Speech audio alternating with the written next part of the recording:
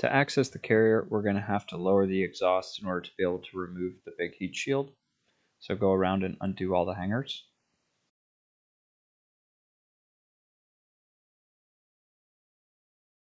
Once you have some exhaust clearance, go around and undo all of the heat shield fasteners, and then you'll be able to work the heat shield out.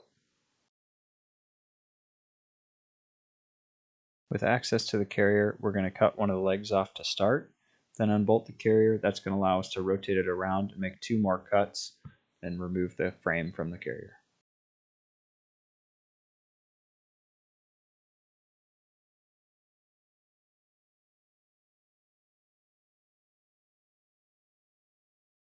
Use a razor blade to separate the frame from the bearing.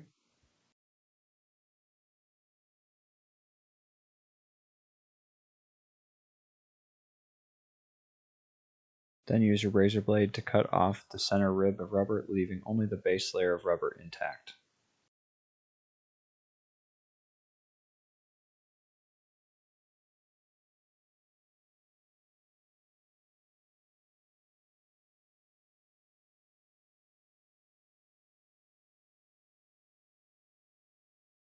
Put the bushing in the carrier and then put the top half over the bearing.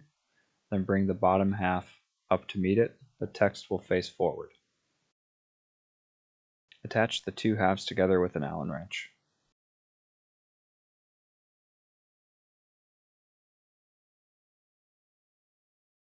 As you tighten up the bolts, switch back and forth from left to right so the bolts don't bind in the holes. Take your stud adapter, put the fender washer on, put a isolation damper facing up, go up through the carrier, down with another isolation damper. You'll notice your package came with 2 of these square hold washers. You may or may not need them. The stud on the left and the stud on the right are different, but you'll notice that the square sectioned portion of the stud on the left is a little bit thicker than the one on the right. This is going to prevent you from getting the carrier bolted up tight without this washer. So if you have the ones on the left, or if your carrier is just not bolting up tight, if it's kind of has some mechanical play when you push it up or down, you may need these washers to get everything tight. This is how the washer will look when installed.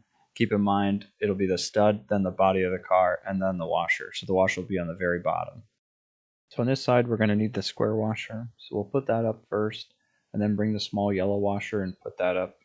It should kind of hold itself in place. And then bring the carrier up, and you can tighten it onto the stud.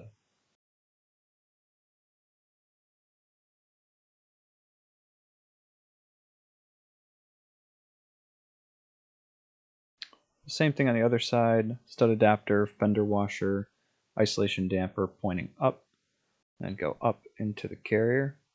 Then bring your other isolation damper down from the top. This side we didn't need the square washer due to the stud design that we have, so we're just putting the yellow washer up, and then we'll go up and screw on.